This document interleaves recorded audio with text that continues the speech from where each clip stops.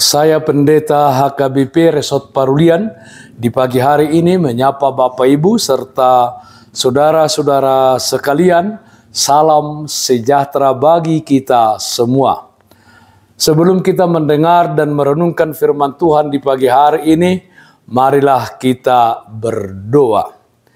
Ya Allah Bapa dalam surga, hati dan pikiran telah kami siapkan untuk disapa firman-Mu.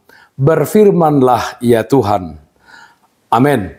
Firman Tuhan yang menjadi sumber kekuatan dan sukacita bagi kita dalam melaksanakan aktivitas kita satu hari ini, Senin 8 Agustus 2022, tertulis dalam Kisah Para Rasul pasal 18 ayat 9. Demikian firman Tuhan. Pada suatu malam berfirmanlah Allah kepada Paulus di dalam suatu penglihatan. Jangan takut, teruslah memberitakan firman dan jangan diam. Jangan takut, teruslah memberitakan firman. Saudaraku yang terkasih dalam Kristus Yesus, ayat di atas adalah pesan Tuhan yang diberikan kepada Rasul Paulus ketika Paulus berada di kota Korintus, di mana dia tinggal di sana 1,5 tahun lamanya, dan akhirnya dia dengan kuasa Tuhan mendirikan jemaat di Korintus. Korintus adalah kota terbesar, kota termakmur, serta terpenting dalam Kekaisaran Romawi.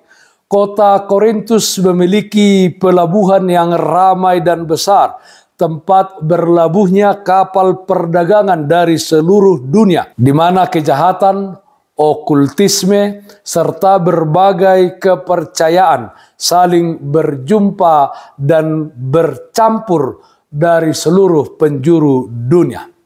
Di dalam suatu penglihatan, Rasul Paulus menerima firman Allah yang mengatakan kepadanya, jangan takut, teruskan memberitakan firman dan jangan diam.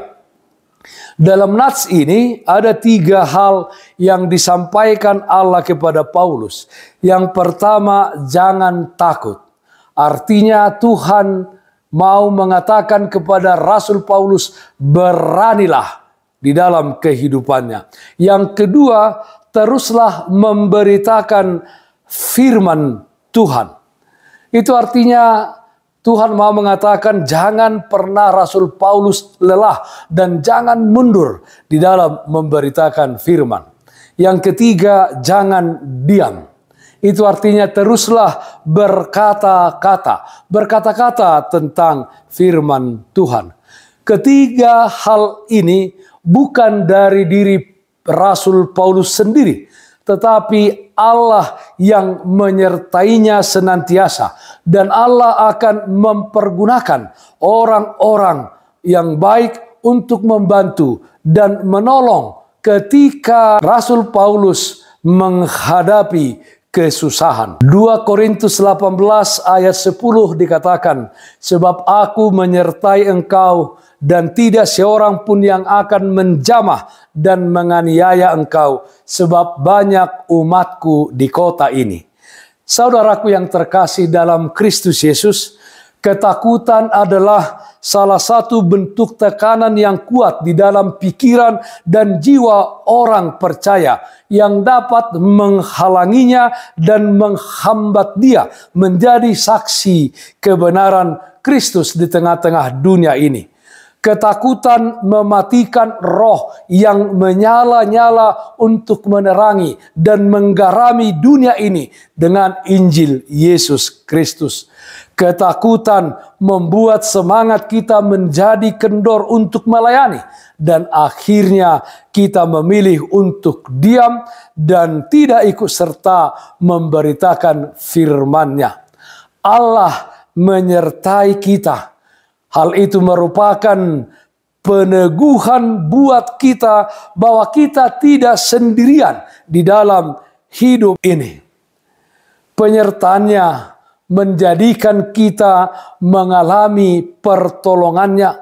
Allah menyertai kita dalam semua segi dan sisi di dalam kehidupan ini, serta kita akan mengalami mujizatnya. Oleh karena itu jangan takut, teruslah memberitakan firman dan jangan diam, karena Allah berjanji akan menyertai kita dan janjinya adalah kepastian dan kebenaran. Saudaraku yang terkasih dalam Kristus Yesus, sadarlah kita bahwa di dalam kehidupan ini terkadang yang menjadi penghalang untuk kita memberitakan Injil bukanlah berasal dari orang lain di luar kita, tetapi penghalangnya ada dalam diri kita sendiri. Ketakutan kita, keraguan kita, rasa malu kita, dan masih banyak lagi yang menjadi penghalang bagi kita untuk memberitakan Injil kepada orang lain. Hari ini ketika kita mendengarkan firman ini, buanglah semua penghalang itu.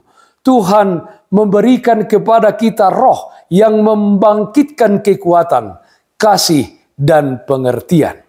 Jangan takut, teruslah beritakan firman. Amin.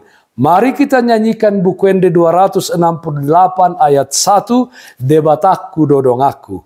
Debataku dodongaku, ganup ari ganup taun, tupahana dolakaku, urupana aumanaun, pos dorohaki disi, debata dodongaki, saleleng-leleng nai.